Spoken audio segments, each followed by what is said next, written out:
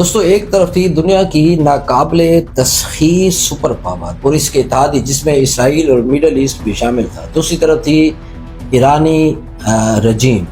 40 دن تک یہ جنگ ہوتی ہے لیکن نہ تو رجیم تبدیل ہوتی ہے اور نہ ہی آبنائے ہارمز جو ہے وہ کھلتا ہے، اور اس معاشی دباؤ نے سپر پاور کو سیز فائر کرنے پر مجبور کر دیا۔ اب ہر طرف خبروں میں سیز فائر آپ کو سننے کو مل رہا ہے۔ کام تو ہو جاتا ہے لیکن یہ صرف کاغذ کا محض ایک ٹکڑا ہے، کیونکہ اسرائیل کا لبنان پر حملہ جاری رکھنا اور ٹرمپ کا یہ کہنا کہ ایران کو سبق سکھانا ضروری ہے، اور اس سے قبل ٹرمپ نے وہ خطرناک بیان بھی دیا کہ ہم ایران کی تہذیب کو دنیا سے مٹا دیں گے۔ یہ وہ دہشت گردانہ بیان تھا جس نے پوری دنیا کو ہلا کر رکھ دیا۔ اس جارحانہ بیان کی روشنی میں یہ بات بھی ثابت ہو جاتی ہے کہ یہ سیز فائر صرف امریکہ کو اپنی بکھری ہوئی فوجی طاقت کو دوبارہ منظم کرنے کا وقت دے رہی ہے۔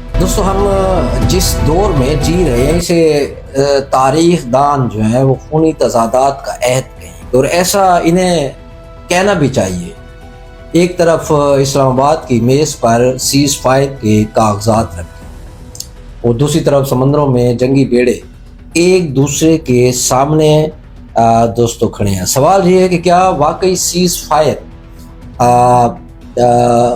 ہونی ہے یا عالمی معیشت کو یہ ایک پین کلر لگانے کا حربہ ہے؟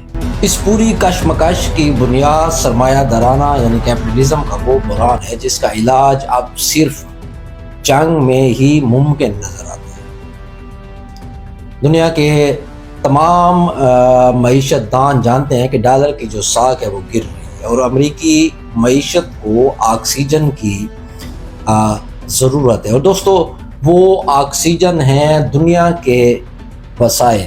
اگر آپ سمجھ رہے ہیں کہ ایران کے خلاف یہ تمام تر محاذ رائے صرف نظریاتی ہے تو بالکل ایسا نہیں ہے، بلکہ یہ سامراج کی وسائل پر قبضے کی جنگ ہے۔ یہ آبنائے ہارمز کی شارگ اور توانائی کے ان ذخائر پر قبضے کی تگودو ہے جس کے بغیر جدید دنیا کا پہیہ جام ہو سکتا ہے۔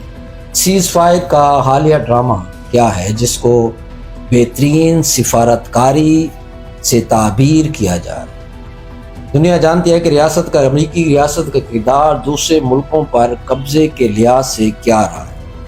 اس نے جو بھی ادارے بنائے وہ اس کے کرائے کے قاتل ثابت ہوئے۔ جب انہوں نے موجودہ صورتحال میں امریکہ کا ساتھ دینے سے ان اداروں نے انکار کیا تو انہی اداروں کے متعلق ٹرمپ نے جو زبان استعمال کی وہ انتہائی ذلت امیز تھی۔ کل ہی نیٹو کے چیف اور ڈونلڈ ٹرمپ کے درمیان تلخ کلامی ہوئی، جس کا مطلب یہ ہے کہ ٹرمپ ناٹو کو معاف کرنے والا نہیں ہے، اور یہ فیصلہ یورپ کو سبق سکھانے کے لیے لیا جا رہا ہے۔ دوسری طرف اگر آپ دیکھیں یہ سیز فائر اس بڑی جنگ کی تیاری کے لیے لیا جانے والا ایک وقفہ ہے۔ مارکیٹ میں جب تیل کی قیمت $170 فی بیرل ہو جائے تو عالمی معیشت کے لیے ایک بحرانی کیفیت ہوتی ہے۔ اب اس میں ہوتا کیا ہے کہ ایسی صورتحال میں سرمایہ داروں کو ایک سانس لینے کی مہلت چاہیے ہوتی ہے، لیکن یہ مہلت اب دوستو عارضی ثابت ہونے والی ہے، کیونکہ تضادات اتنے گہرے ہو چکے ہیں کہ اب کوئی بھی پیچھے ہٹنے کے لیے تیار نہیں ہے۔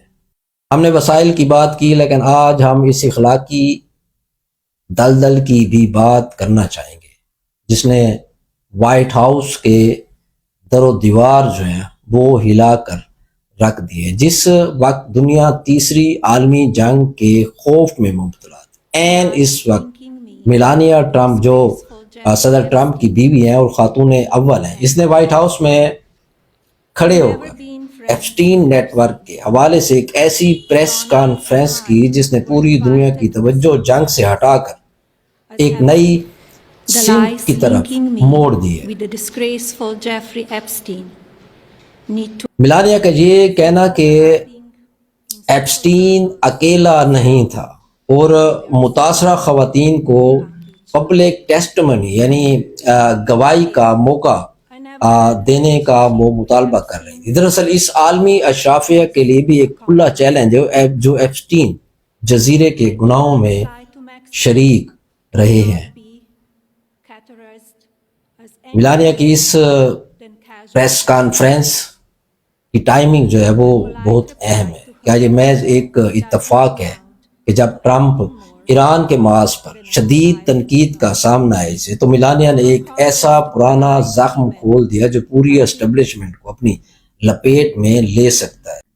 دوسری طرف اگر آپ غور کریں تو ڈونلڈ ٹرمپ کا وہ رویہ دیکھیں جو انہوں نے اپنی ہی ٹیم کے خلاف جاری رکھا ہوا ہے۔ ان میں اگر آپ دیکھیں ٹکر کارلسن، میگن گیلی اور کینڈس اونر جیسے وہ لوگ جو کبھی ٹرمپ کے سپاہی سمجھے جاتے تھے، آج انہیں غیر مستحکم اور خطرناک قرار دیا جا رہا ہے۔ ٹرمپ کا اپنے حامیوں کو آئی کیو لیول پر سوال اٹھانا یہ ثابت کرتا ہے کہ یہ اس وقت ٹرمپ صاحب شدید اعصابی دباؤ کا شکار ہے۔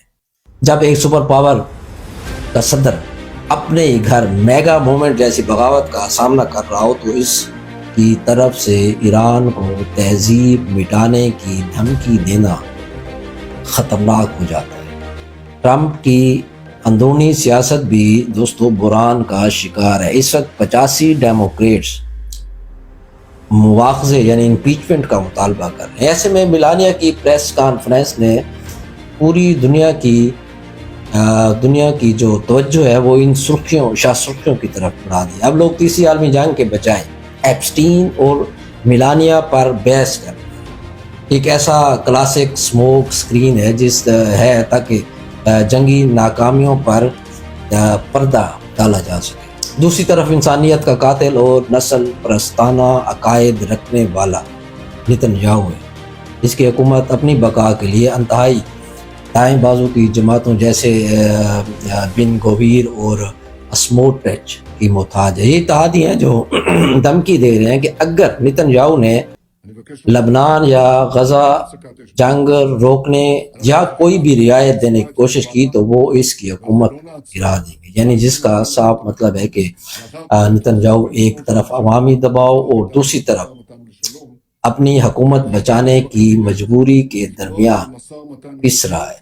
ایک طرف وہ لبنان میں سیز فائر سے انکار کر رہا ہے اور دوسری طرف مذاکرات کی پیشکش۔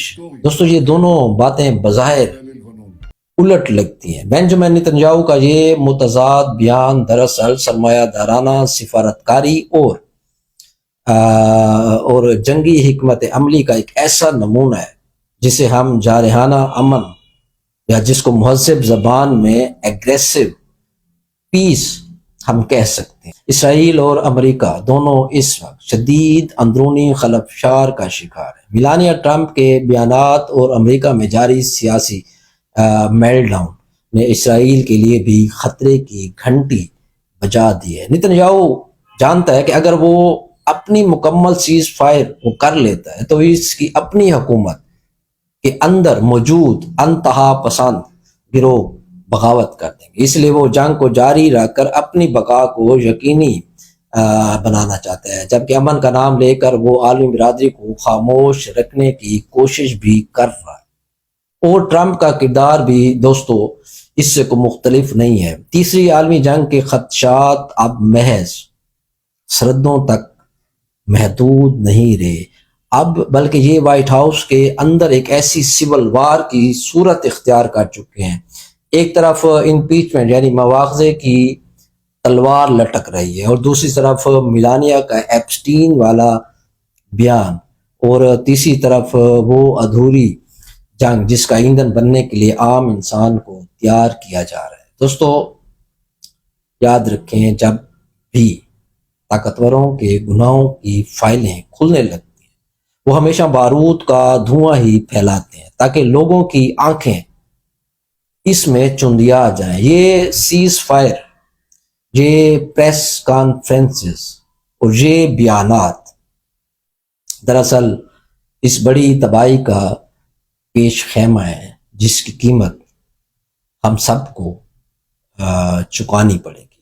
اب سوال یہ نہیں ہے کہ جنگ ہوگی یا نہیں، سوال یہ ہے کہ انسانیت اس سرمایہ دارانہ جنون سے بچ پائے گی یا نہیں، اس پر آپ نے غور ضرور کرنا ہے۔